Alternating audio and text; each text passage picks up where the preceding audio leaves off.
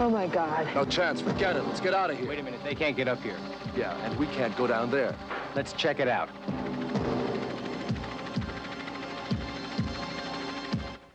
Only a handful of survivors as flesh-eating zombies take over America in the stunning thriller Dawn of the Dead, one of 5 new movies we'll be reviewing on Sneak Previews. And across the aisle from me is Gene Siskel, the film critic of the Chicago Tribune. And this is Roger Ebert, the film critic of the Chicago Sun-Times. Now, in addition to the gory nightmare of Dawn of the Dead, which I have to confess I sort of like too, Roger and I will be reviewing 4 love stories, including Manhattan, the new Woody Allen film that is as serious, as funny, and as excellent as any film Woody Allen has made. A terrific film. Also, Love on the Run, the concluding film in a series of pictures by Francois Truffaut. We'll also look at Hanover Street, an incredibly old-fashioned World War II love story. But first, Roger begins with a new film about 2 teenagers in love. It's called A Little Romance. Right, Gene, and I have to go easy on this one because A Little Romance is one of those movies that some people just love, and like other people, me. You loved it, right? Yeah. Other people can't stand it. I can't stand it. It's a tear-jerking, bittersweet, relentlessly sweet story of a romance between 2 teenagers, an American girl and a French boy, and about how they're so cute and intelligent and wise beyond their years and yet so innocent and so naive and so wet behind the ears that you want to bang their heads together. Here they are in the Paris subway talking about one of the few adults who understands them. Isn't he the most incredible person you've ever met? Incredible. I mean, what a life he's had. He's so dear, so sensitive, you know? Don't you think so? Isn't he wonderful? Yes, he's wonderful.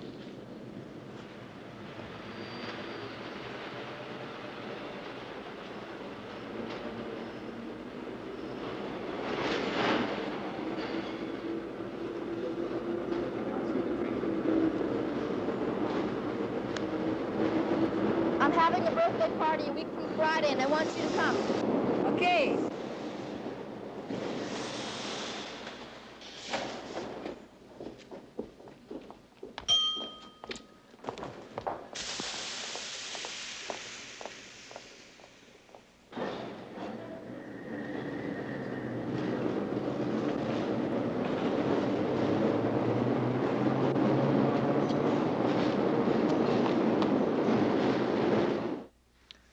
Why must I be a teenager in love? That kid is supposed to be the son of a Paris taxi driver.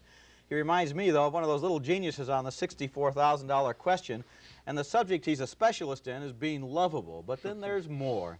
The young couple is taken under the protection of an old, colorful Parisian pickpocket, played by Sir Laurence Olivier with a French accent that sounds curiously like his basic German war criminal accent left over from the Marathon Man.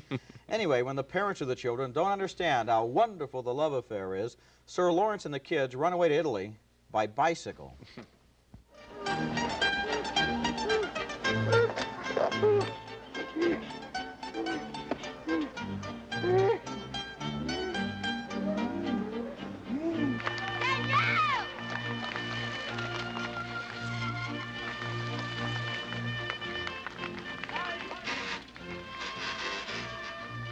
We've got to go back.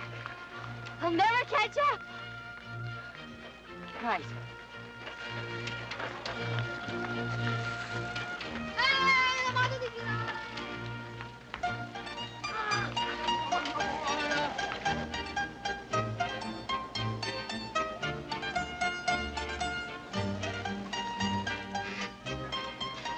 Where is it?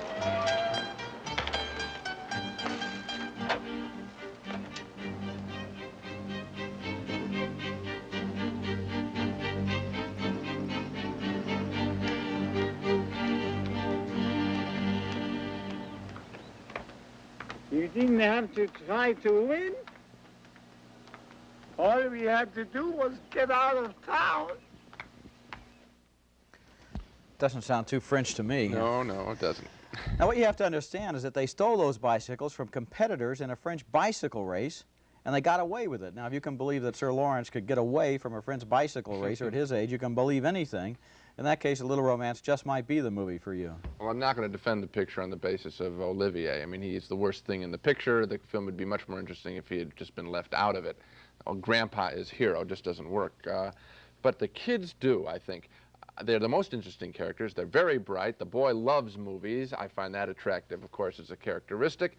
And I was rooting for them. They want to get to Venice at the end of the picture. I was rooting for them to make it. And here I am relating to kids, you know, half my age. I wasn't, because I didn't think they wanted to make it. I thought the movie wanted them to make it to Venice. And Well, I could it's hear the same this thing, isn't it? Not really. I think that the screenwriter and the director put this story down on top of these kids and put them through their paces. I didn't believe these were real kids who developed as the movie went along. Their relationship developed, and they developed as organic characters. I didn't believe them. You don't think their kids are that bright as these kids?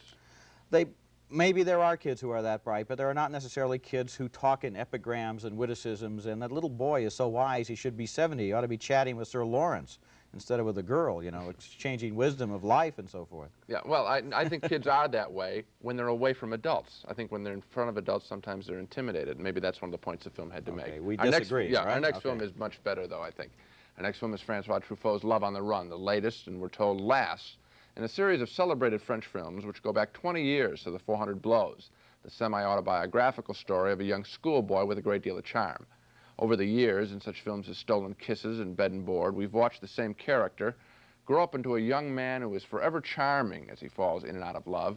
Love on the Run, the new film, opens with this hero, played for 20 years now in 5 films by Jean-Pierre Léaud, getting a divorce from his first wife. As they drive to the courthouse to sign their divorce papers, they recall moments from their marriage. Oubliez le jour de son divorce. Si je racontais ça, personne ne me croirait. Et pourtant, il y a des choses incroyables qui sont vraies. Je suppose que tu as aussi oublié le jour de notre mariage. Nous nous sommes mariés le 26 février. Ah bon, tu as retenu la date? Évidemment, c'était la Saint-Nestor. Ah, bien sûr.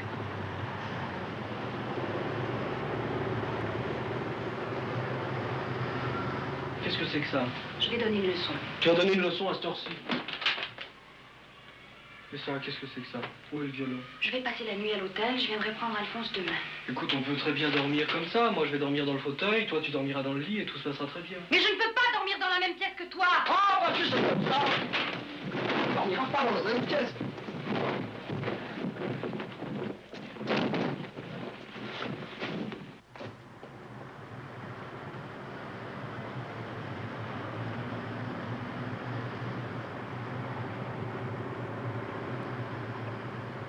Ils sont vraiment gonflés d'écrire ça dans le journal. Quoi? Ah, écoute un peu, c'est à propos là, de l'Europe des 6, tu sais, l'Europe agricole à Bruxelles. Écoute, la séance reprit à 20h. Et à minuit, les délégués de l'Europe agricole purent regagner leur chambre où les attendait une call girl bien excitée. Mais c'est pas possible. Ah, écoute, je t'assure, écoute. Ils sont vraiment gonflés d'écrire ça dans le Monde quand même. Les délégués de l'Europe agricole purent regagner leur chambre où les attendait une call girl bien excitée. Non, je te crois pas. Oh, ben écoute, lis-le toi-même. Les délégués de l'Europe agricole purent regagner leur chambre où les attendait une collation bien méritée. Écoute, vraiment, tu exagères.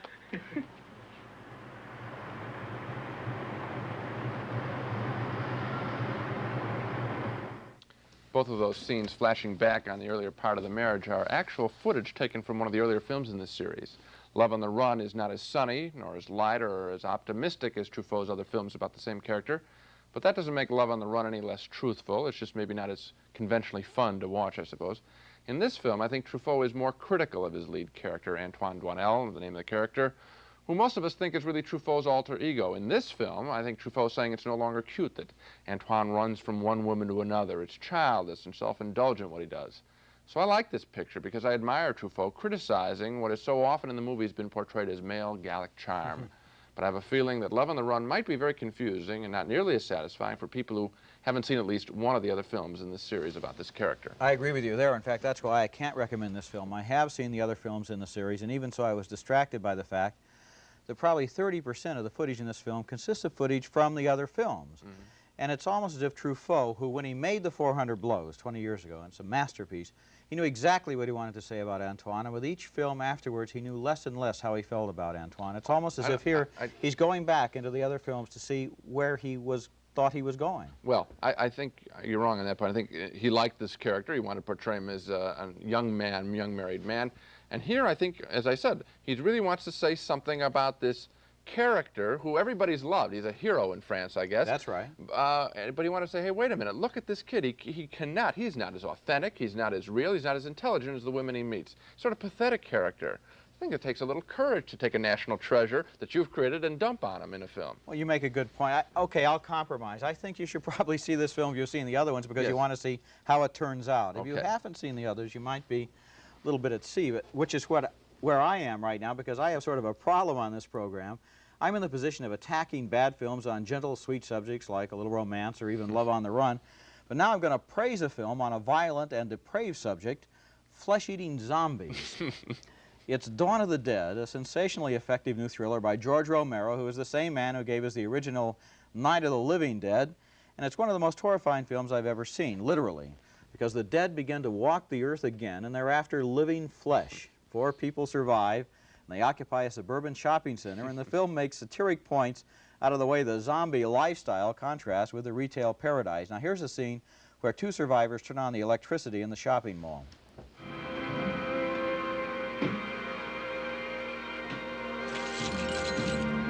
Keys to the kingdom. Grab the walkie-talkies.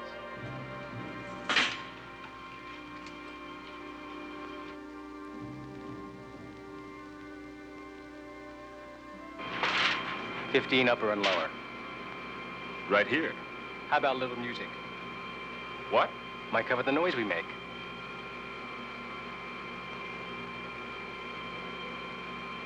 Hit 'em all. Might as well have power and everything. We might need it.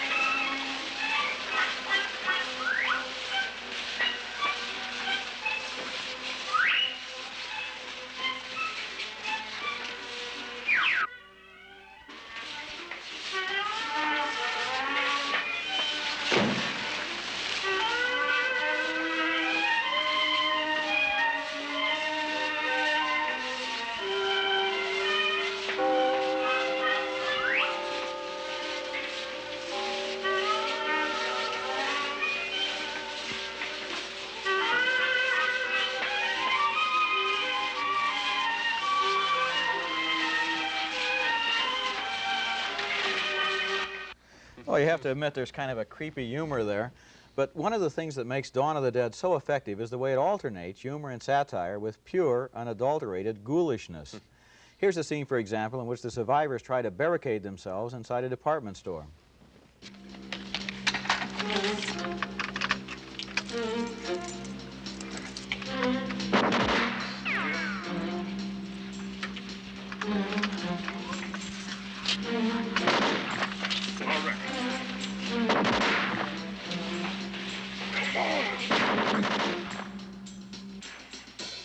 Stephen, don't go down there. Won't open. Not working. To the right. Let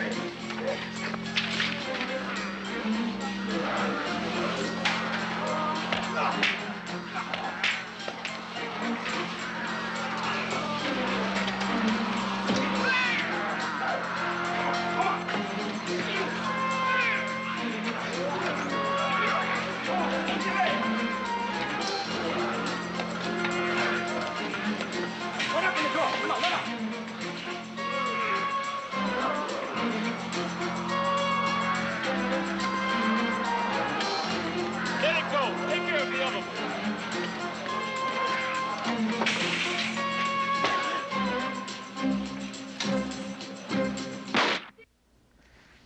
Everybody hates to miss a sale at Penny's. You got just a glimpse there of the terrifying nature of the zombies because, frankly, on television, we can't show you how really violent and really bloody this film is.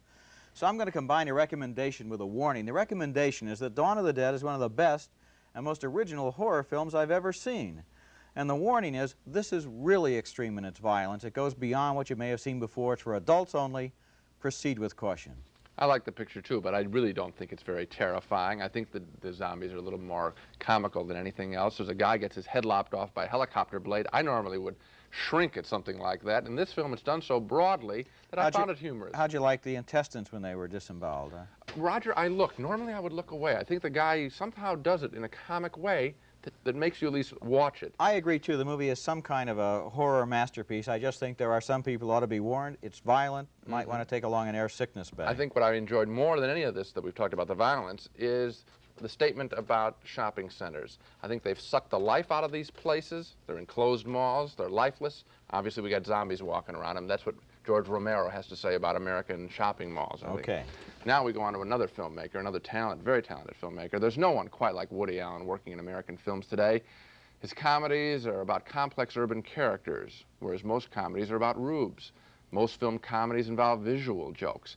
But Allen's humor grows out of battles within the minds of his characters, people who know themselves better than they know anyone else. And they don't even know themselves very well. Does that sound serious? Well, his new film, Manhattan, is very serious about some funny situations. The film begins as Allen tries out chapter 1 of a book he's trying to write about the city. The film is shot very effectively in black and white.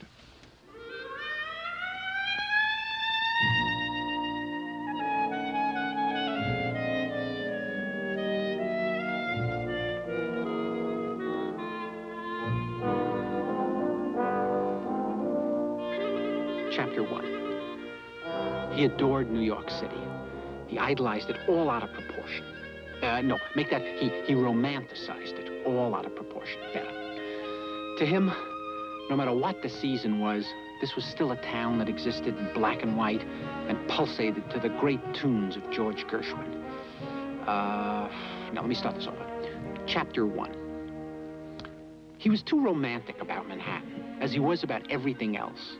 He thrived on the hustle-bustle of the crowds and the traffic. To him, New York meant beautiful women and street-smart guys who seemed to know all the angles. No, corny, too corny for a man of my taste. Let me try and make it more profound. Chapter 1. He adored New York City. To him, it was a metaphor for the decay of contemporary culture.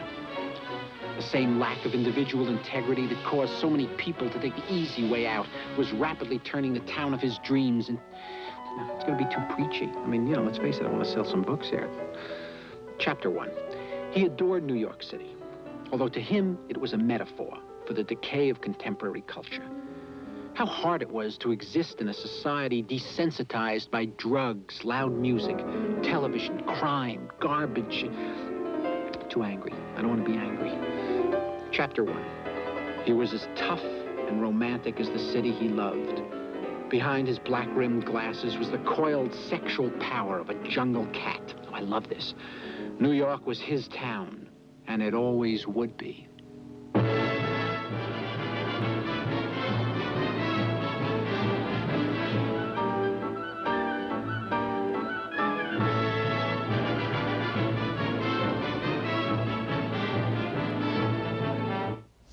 Beautiful photography, even better on the big screen. The movie is about the self-centered troubles of Woody and his intellectual East Side New Yorker friends. One of the problems faced by Allen's character is that his ex-wife, played by Meryl Streep, is writing a book about their failed life together.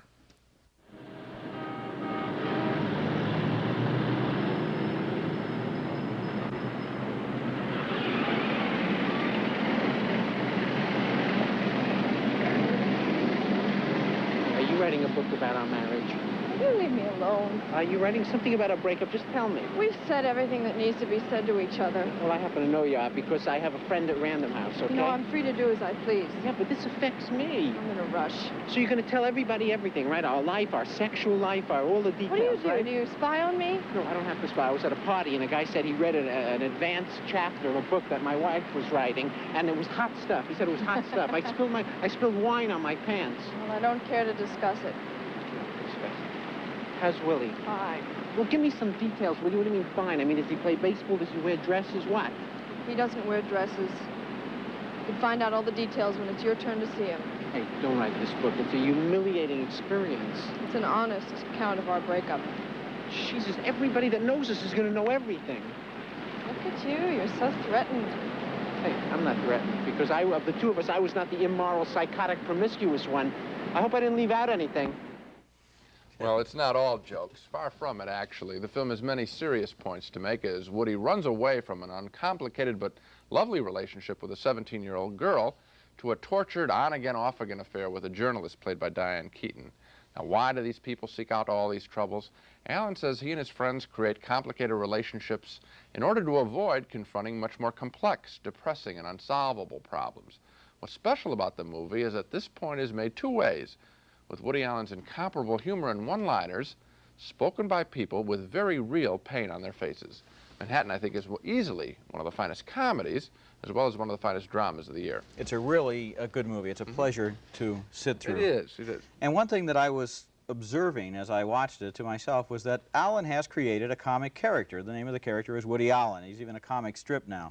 It's like Chaplin did that, Buster Keaton did that, W.C. Fields, but they made characters or personas who remain consistent over 20 or 30 years. And what Allen is doing is in every film, the persona changes and develops and gets a little bit deeper. It's fascinating to see what he'll do next. And Manhattan certainly comes right along in a string of very good movies. It is very good, and he's developing both stylistically, using black and white, using music, and very well. He's a really accomplished filmmaker, one of the treasures in American cinema. Another thing he gives us are a lot of shocks of recognition, lines of dialogue where you're laughing at the character at the same time you're laughing at yourself. You're saying, hey, I say dumb things like that too. There's one great line where somebody accuses him of playing God, and he says, well, I had to model myself after someone. Great modesty. Anyway, from complicated affairs on the streets of Manhattan, we go now to a painfully simple affair on the streets of London. The name of the movie is Hanover Street, and it's one of the dumbest love stories I've ever seen. It's even more idiotic than A Little Romance, even. Come on now. Well, because these lovers are grown-ups, they ought to know better. Now, he's an American bomber pilot. She's a British volunteer nurse. They meet in the midst of war-torn London, but she says their romance cannot be. Hey, I have to catch please the don't bus. leave like this. I have to. I want to see you again. I can't. Please, look, I just have a few hours before we have to leave. Please. Look, we can't stand here. We got to get into a show. I'm very sorry, but I can't. I really. Why?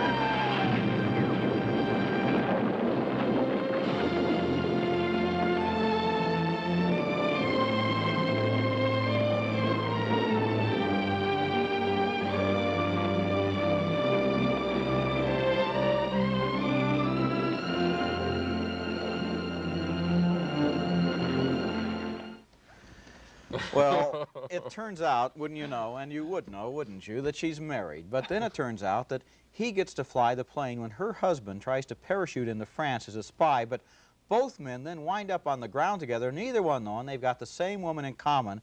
And so when she discovers that her lover and her husband have met, well, the dialogue, in fact, the dialogue in this entire movie makes Search for Tomorrow look like Masterpiece Theater. It's just, words fail me, Gene. Help me out. Well, I was shocked. I was shocked. Just looking at that scene again, I was shocked. The The big musical score, the cliches spoken back and forth. You know, what this film was an attempt, I suppose, being charitable, to make a classic like Rocky with all the great cliches. Well, if you miss the mark, as they do in this film, you don't get a classic, you get a parody. And that's what I think is going on here. This film is truly laughable. This is the one where you shout lines back at the screen and cut up the characters. This is one of the all-timers. I think every year you get one where you just sit there, your mouth, it's one of those movies where you have to keep closing your mouth during the film. You can't believe the utter idiocy of what's on the screen. It's horrible. Gene, we've been visited in the balcony by Spot the Wonder Dog once again, who comes whenever there's time for Dog of the Week, which is the time for the week's worst movies, and that's as if Hanover Street were not bad enough. What do you have this week? Well, my foxhound of the fortnight is Firepower, an explosion-filled action picture about a bounty hunter's attempt to capture a Howard Hughes Robert Vesco type hiding out in the Caribbean. What makes this picture a real stinker, though, is that it contains yet another depressing performance by Sophia Loren, who plays a piece of meat as she rips her skirt to an elude attacker. She, too, is trying to get to the film's billionaire in hiding. One of his henchmen has killed her husband. To watch Sophia Loren slip away from her attacker and to run down a street is to realize that what was once a fine acting career has been trashed by roles that are nothing but window dressing for an assortment of dumb action pictures. So, as much as Firepower, what's happened to Sophia Loren's acting career is really my Dog of the Week. Well, Gene, I think there's a pattern going on for me on this program, some kind of underlying pattern, because first I had a good thriller named Dawn of the Dead about flesh-eating zombies. Now I have one of the worst movies of all time about flesh-eating co-eds. It's called Cannibal Girls, and it's about 3 young women with unusual tastes who live in a cabin in the woods and invite strangers home for dinner. The movie is bad enough just as it is, but they've made it even more ridiculous with the sound effects. The announcer comes on and tells us that right before the really violent scenes, an alarm will sound like this. And then when the violence is over, they sound the all clear like this. So, you know, it's safe to open your eyes. My advice for the producers of this picture would be to begin it with an ooga and end it with a ding-dong so people can keep their eyes closed during the whole thing. Ridiculous. Well, so much for the dogs. To recap our main reactions to the big movies on this show, both Roger and I liked the zombie film Dawn of the Dead, which is playing for adults only. If you can tolerate the mayhem, it contains good humor and something to think about. We both have high praise for Woody Allen's Manhattan. We recommend you see it, an enthusiastic double yes for that.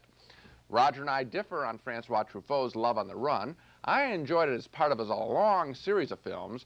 Roger found it confused and disappointing. We're in agreement on the World War II love story, Hanover Street. We were both struck dumb at the hundreds of cliches in this picture. 2 no's for Hanover Street. And we again differ on A Little Romance. I like it, youthful love story. Roger found it to be cloying. He says no, I say yes. And that's it for this program. Next time on Sneak Previews, we'll look at Phantasm, a scary new comedy thriller, Voices, about a deaf girl's troubled love affair, and Boulevard Nights, the controversial film about Chicano youth gangs. Until then, see you at the movies.